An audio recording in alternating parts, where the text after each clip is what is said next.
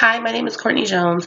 Today I'm going to be talking about abortions and whether they should be covered under your insurance for low-income families. So, an abortion is a medical procedure used to get rid of a fetus and end pregnancy.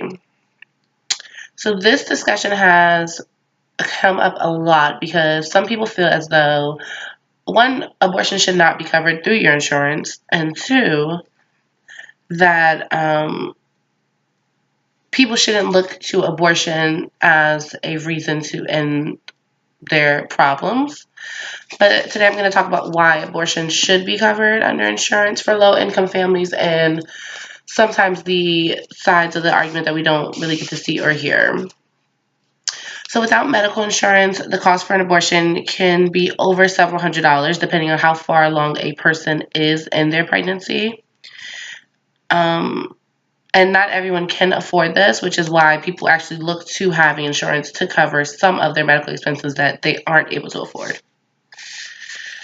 Pregnancies aren't always planned. At least 37% of pregnancies in every U.S. state are unintended. It's natural for a woman to become pregnant without planning it, and although there are contraceptives and there are condoms and there are other things that you can use to prevent pregnancy, those things aren't always 100% effective. And without the right financial means, some people look to abortion as their best option because they know that they aren't financially stable to take care of another person, let alone themselves.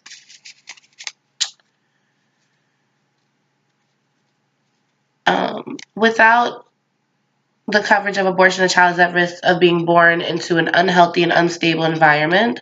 If a person is not able to clearly take care of a child or be financially independent, having another mouth to feed can cause stress, and stress can have a negative effect on the child. It may even cause the child to develop low self-esteem.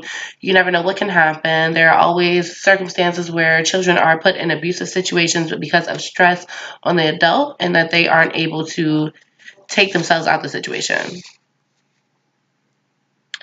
There have been many other arguments that state there are so many other options to prevent pregnancy, such as birth control and condoms, like I stated earlier.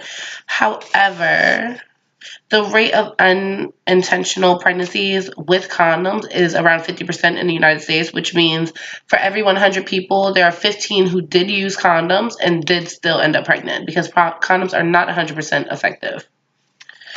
There's also the whole discussion about rape.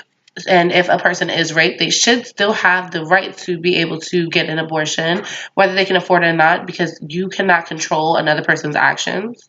So why should I be stuck with the outcome of a memory that I want to forget? At the end of the day, being raped is very traumatic, and then having to deal with having a child because the abortion isn't covered under your insurance, that's also just something that people need to think about.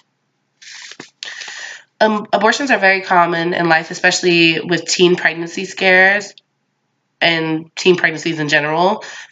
Obviously, being teens, teens are extremely sexually active, and most of them rebel, questioning their parents' authorities. They look to kind of learning about new things, and teens don't always know that, okay, you're supposed to use a condom or you're supposed to get tested before you have sex with each other. We kind of just act without thinking.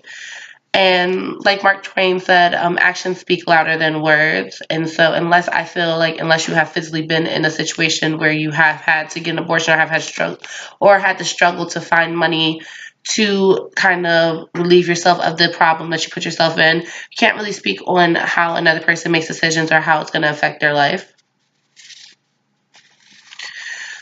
Sometimes having an abortion can change a person's life. They learn that for every action there is a reaction, and they also learn that you have to kind of take responsibility for your actions. Whether it's getting an abortion or keeping the baby, you have to learn that there is always going to be an outcome for anything that you do, and it gives people a second chance for making better decisions in life. So these are kind of the reasons why I think that abortions should be available to low-income families. And thank you for listening.